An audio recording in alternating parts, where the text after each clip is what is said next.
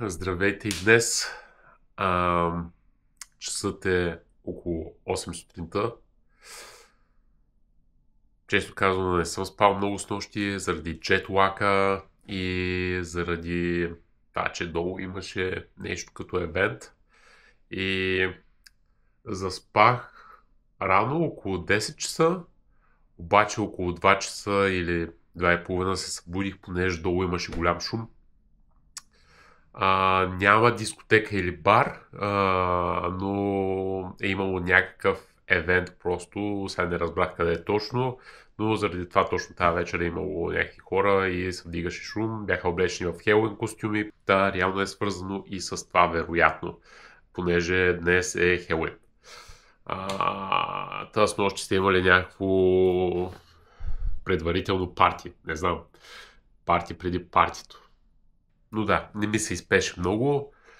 Ако ми се спеше, вероятно този шум не беше супер голям, нямаше да ми пречи, но да, понеже сменя времето, вероятно това беше основната причина, а и пих една кола с нощи, което също може да ми се е отразило. Реално на мен кофеина доста бързо ми разваля съня, да може да съм наслагал няколко проблема. Плана за днес е следния. Отивам сега към Саут Бич. Реално ще видя да закусят нещо по пътя или директно там, понеже какво ще правим в Майами, ако не видим Саут Бич.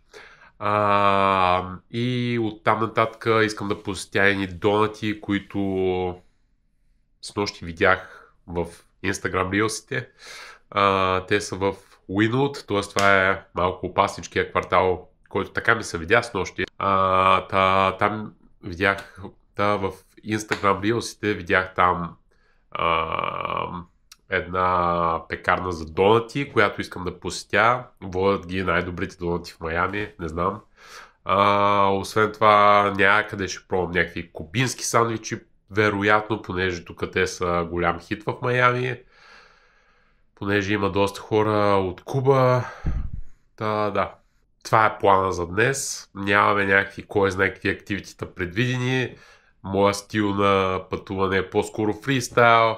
На момента, ако ми се прави нещо, отварям Google, виждам къде го има, какви ревюта има и отивам и го правя. И се разхождам доста из градовете. Сега ще отидем към Саут Бич. Трябва да хвана рейса за там. Някакъв автобус номер 20. Не знам дали вчера го записах това, но реално трябваше, като се връщах от бургерите в Уинвуд, Скини Луис, идеята беше, понеже реших, че ще е по-сигурно да ползвам градски транспорт, идеята беше да си хвана автобус номер 2, поне така ми казваше Чичко Google, че трябва да направя, само че пише, че ще дойде след 8 минути и така и не дойде.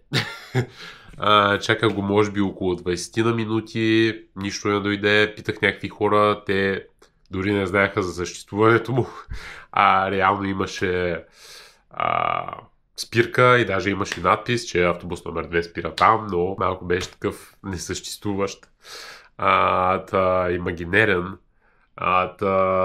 По принцип Америка не е много известна с това колко е добре развит градския транспорт. Обикновено градовете по източното крайбрежие са с по-развит градски транспорт. Затова и реших да дойда на круиз от Майами, а не от Калифорния, например, от Лос Анджелес, понеже тук градският транспорт се води една идея по-добър, но въпреки това в САЩ хората са свикнали масово да ползват коли. Те почти не обикалят пеш, почти не ползват градски транспорт, те ходят от точка А до точка Б с колата и това е. Такава им е културата, така са свикнали с годините и да, тук обикновено градския транспорт се ползва от някакви хора, които са така или клошари, или наркомани, или някакви други крайно бедни субекти, но да.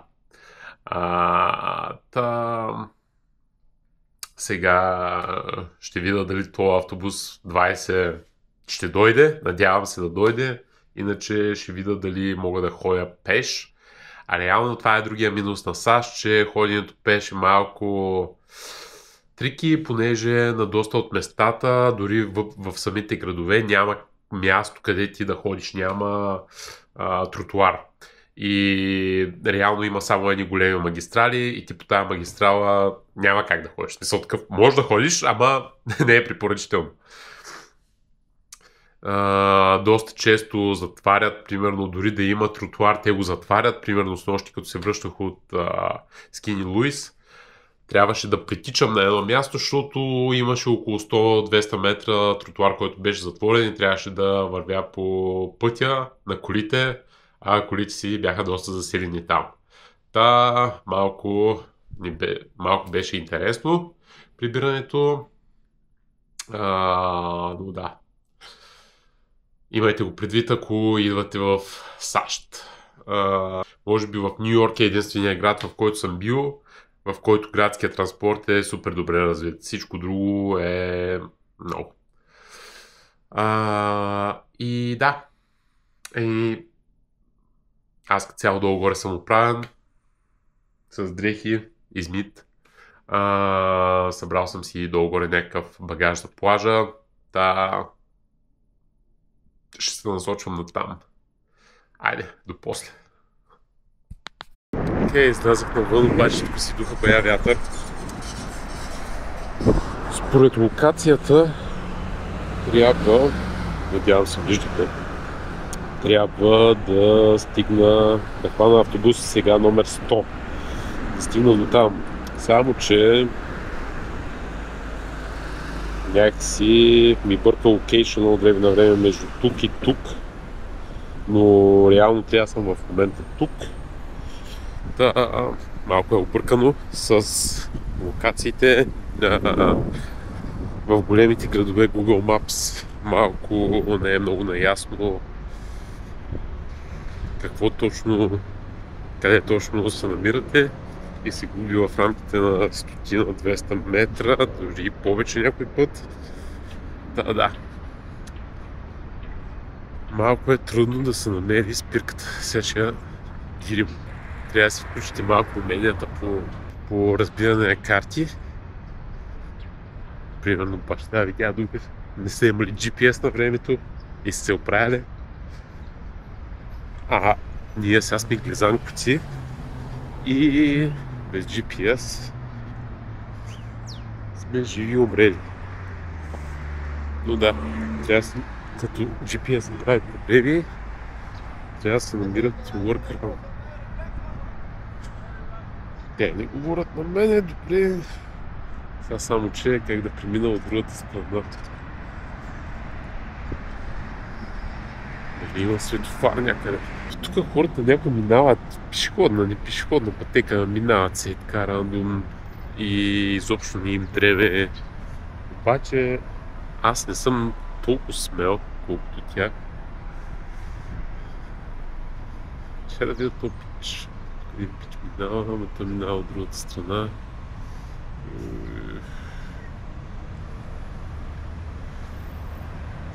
Май аз ще само да изчакам колите да минат и ще мина и аз не на пешеходна пътека.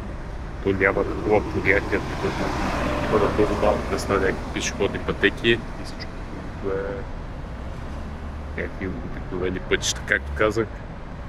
Америка не е много френдли за хора без коли. Тук всеки е свикнал с колата навсякъде. Let's go! И това е още по-клич, че бягаш на пешеходната пътека с телефон. Тоест не с телефона, а с камерата. Сега да кажем, че трябва да мина отсам.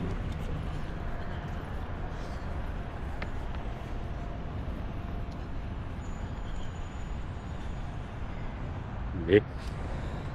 Това е началото на локацията.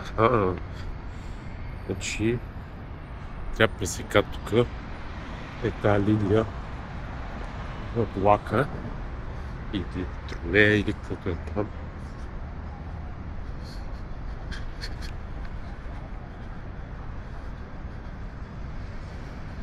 Имаш чувството, че си в града, обаче си като в промишлена зона. В България така изглеждат промишлените зони. Там, където има фабрики, заводи, а реално в момента си в сърцето на Майами. Ето като обич, ми дава напомено, изобщо не го дреме, ама ще се чуем с него. Това го забелязах между другото и в Ню Йорк. Бяхме там преди няколко години с Ния Бери и те живеят в Сиатъл.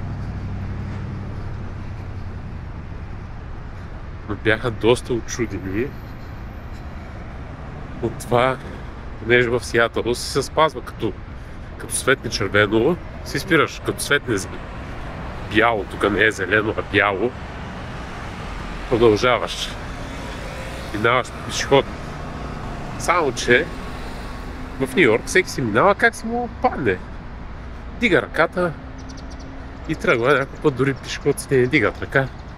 Просто е така си тръгват и да умислят шофьорите. Няма много хора по улицата, ще се поправя. Където високи сгради. И това е. Мани, ще взема гимбъл, защото направо останах без ръка. Макар че се замислям, ще взема гимбъл, то е много добре, ама как ще си гледам GPS?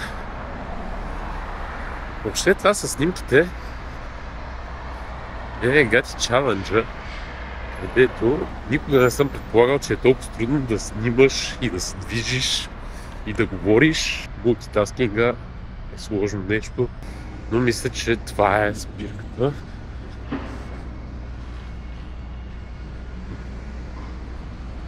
Която търсим. Да, това е на бус номер 100. И сега чакаме рейса. Показва тук, ще дойде след 12 минути. Рейс номер 100. Това значи това декор. Има някаква промяна най-вероятно. Но щом всичко друго ми казва да го следвам, значи го следвам. И да видим. Трябва да измина 12 спирки и да спра на Washington Avenue и 13-та улица.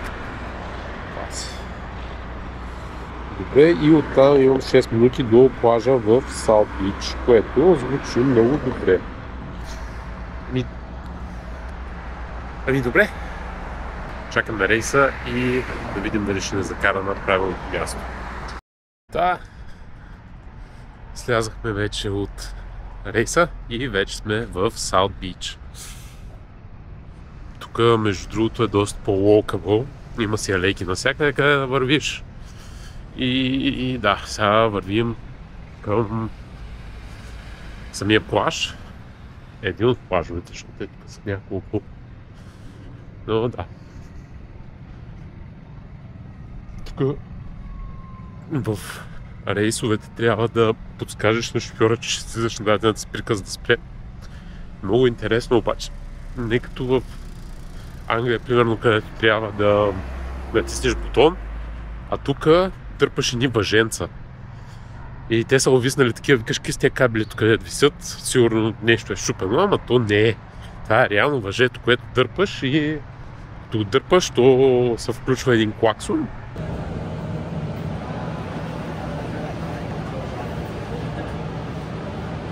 Там нататък шофьора знае, че трябва да спре. И да, чакаме на червен светофар. Хората пак си минават така рандом и аз минавам с тях. Все пак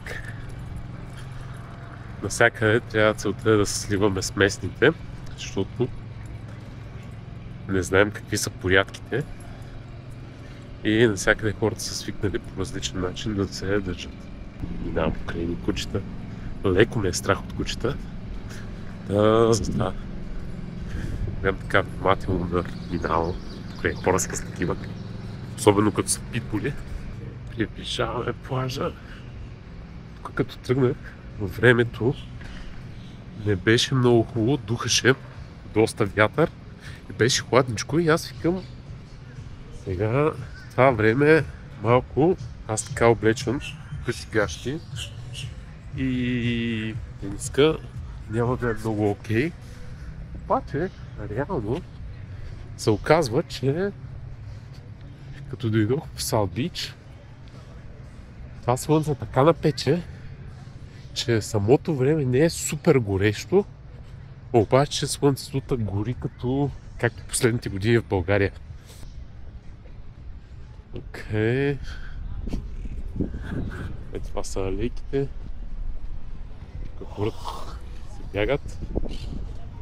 Не само в България обичат да се крачат по улицата. Както виждате, тук е абсолютно същата схема. Но да, хората ми прави впечатление, че спортуват много повече. Същото впечатление ми направи в Англия. Тук доста повече сутрин хората може да ги видиш да тичат в парковете. В София също има такива хора, в Ямбол също, но са единици. Дори да има спортуващи, отиват на зала и тичат в залата на мръсния въздух, което не знам защо го правят, но така е прието в България. Тук хората са доста по-чил в това отношение и си бягат в парк. И ми прави впечатление, че хората по принцип са по-едри тук. Телосложението им е по-мускулесто на хората, които спортуват, отколкото на тези в България. Не знам на какво се дължи това. Може би, защото се тренира на времето много американски футбол. Но да. It is what it is. Как се отива към плажа? Тук плажа го затварят дори вечерта. Какви работи? Там имаше табелка, че е затворен от 10 вечерта до 5 сутринта. И ето го. Майами Бич. Или с други думи, плажа в Майами.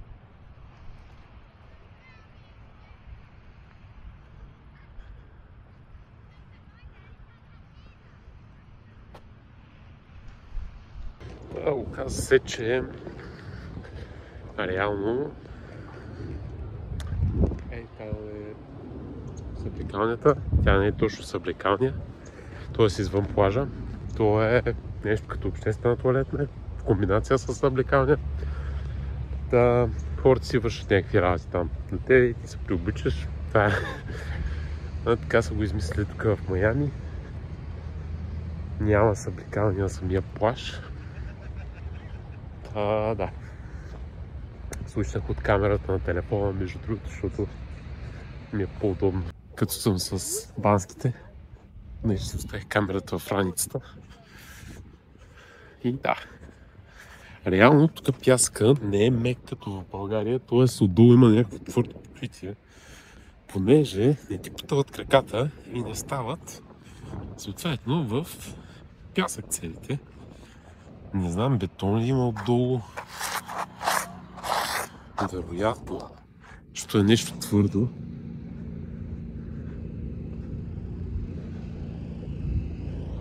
И да. Не ти трябва чапанки реално тук. Всъщност като влезеш навътре в плажа, вече не е това покритие. Окей. Взимам си думите обратно.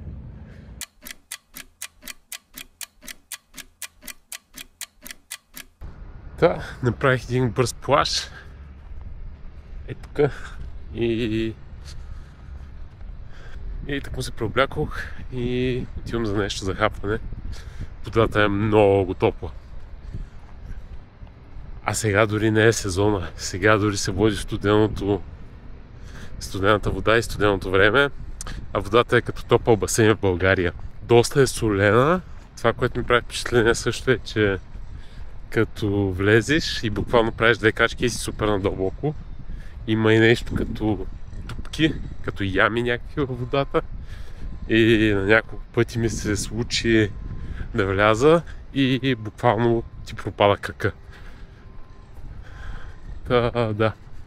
И това говорим не за някъде навътре, а за място на 2 крачки от брега. Често казано, хареса ми, че е топло, обаче самото това с дъното е много подвеждащо и не ме изкефи много на плажа им. То като погледнеш и няма и много хора на самия плаж. Сега не знам дали защото не е сезона в момента, или по принцип хората повече се пекат на слънцето и не влизат много във водата. Дори и да влязат, стоят на 2 крачки, може би заради дълбокото. Да, иначе тук е много приятно да се бяга, защото не е твърдо. Не е проблем да бягаш по пясъка, защото то реално пясък е само насипан съвсем леко отгоре. Реалният пясък, където е меко, е нататък. Да, затова на филмите толкова често бягат на плажа. Не че бягат в самия пясък, ама първата настилка, където има оферта. Да. Малко е неудобно това с приобличането в тоалетната, която не е много близко до плажа, а от другата страна. И не е само съблекалня, е смесица туалетна с съблекалня. Но това е положението, така са го измислили. И тук обаче хората в магазините са много услужливи. Примерно аз бях забравил да си взема турбичка за мокрите бански и за кърпата. Съответно трябваше да си ги нося под ръка. И просто влязах в един магазин, може да си купя турбичка и те ми дадаха безплатно. Те викат, само за турбичка ли си? Аз викам, да. На тия. Окей. Мерси. Цяло има и приятни хора тук. Даже доста голяма част са приятни. Но има и много наркомани, както казах, което е гадно и депресиращо на моменти. Но да, каквото такова. Плажа не е лош, само да не се пропадаше и така. Иначе цвета му и чистотата, чистотата е по-голяма от в България, но цвета е абсолютно същия. Няма толкова водорасли единствено тук. Но това може би защото е океан. Сега той има разлика между море и океан. Плюс, че Черно море е известно с това, че има повече водорасли по принцип. Но да, толкова заплаша. Като си взех сладолед, една сладоледа джиница местна. Видях, че има добри ревюта в Google и ми се приеде сладолед, викам, това е с чизкейк. Не е зле. И аз съм и по-добри сладоледи, ама да, имаше добри ревюта, викам, трябва да я пробвам. Но беше доста скъпо. $9, може би, защото е до плажа. И това за един сладолед. Тоест, това е някъде около 15 лева за сладолед, което е прекалено много. Но пък си дошъл на почивка. Това е.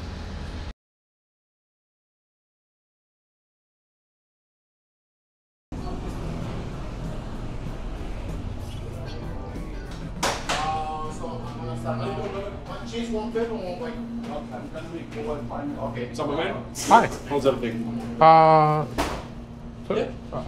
One piece of one slice of pepperoni pizza. Oh, pepperoni? Yeah.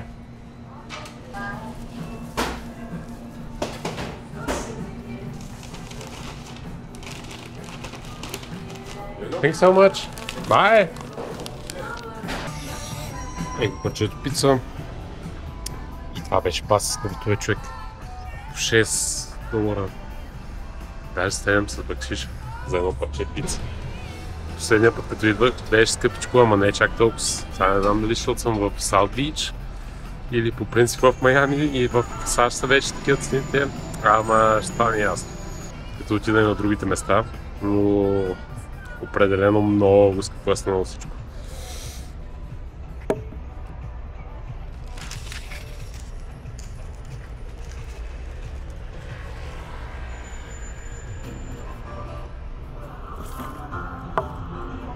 Пицата си е Ню Йорк стайл.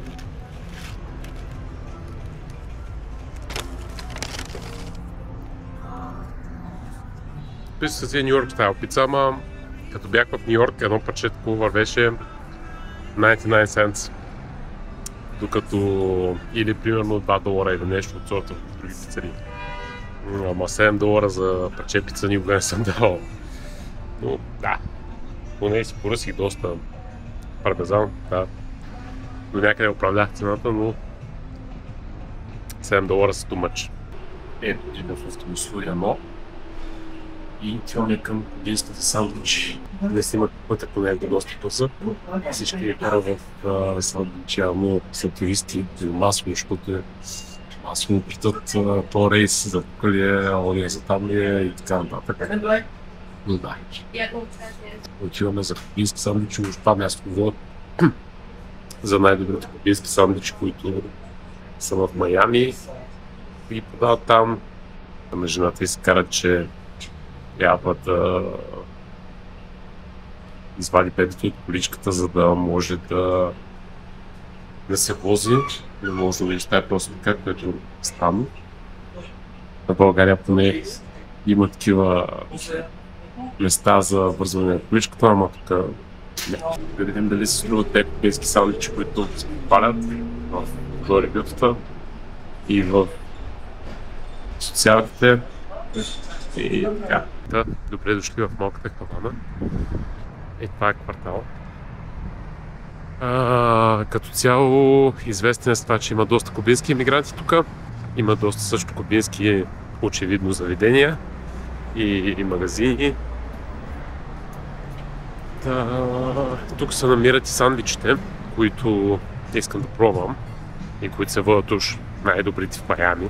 Да видим. До тук разстоянието беше 2 дена път с камили, понеже тук градският транспорт не е супер развит и си изисква някакво време докато стигнеш. Да не планирайте прекалено много неща за гледане, защото няма да ви стигне просто времето. Да, насочваме се натам и да видим дали си заслужават тия сандвичи или са някакъв булшит. Айде. Do you have a seat for just one person? Just for one, you can use the bar? Yeah.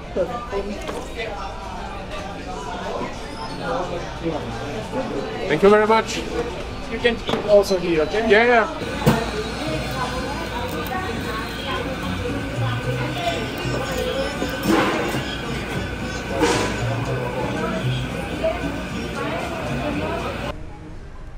Не бяха лоши кубинските сандвичи, ама беше скъпичко.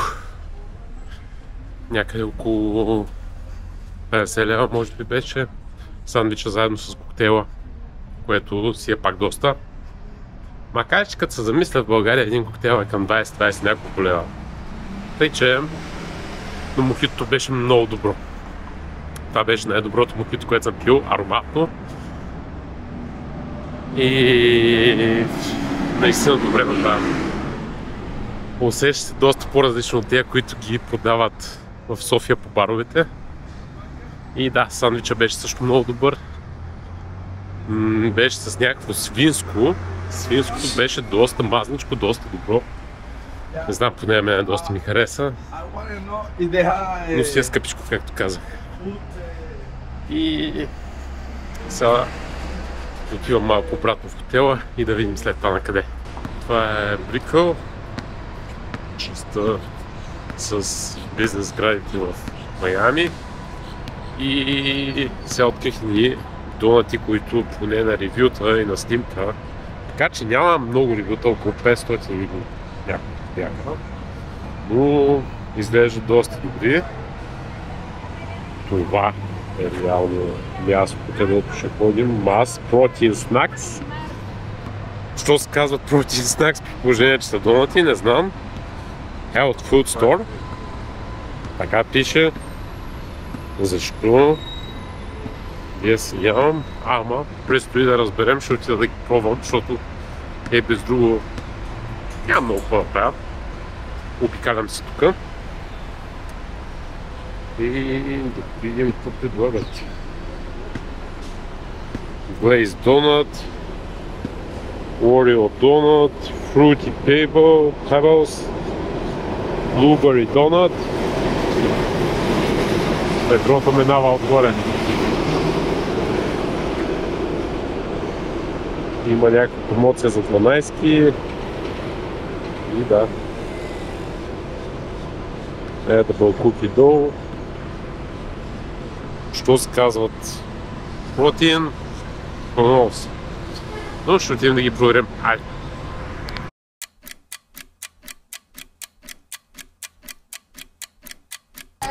Оказва се, че това място за донати реално не съществува. А реално там има протеинов магазин, т.е. такива магазини за добавки, за хранителни добавки, за фитнес. Но пича има някакви донати в фризера и ги продава. И беше такъв. Да, то по принцип тук нали, някой нелегално е използвал адреса ни и се е регистрирал Donut Shop и Donut Factory, ама реално няма такова нещо. Ама ние имаме, вика, протеинови донати, е тук в фризера, не знам защо аз бях такъв. Да, окей, перфектно, ще скипне. Да, има и такива работи, има и такива скамове в Майами.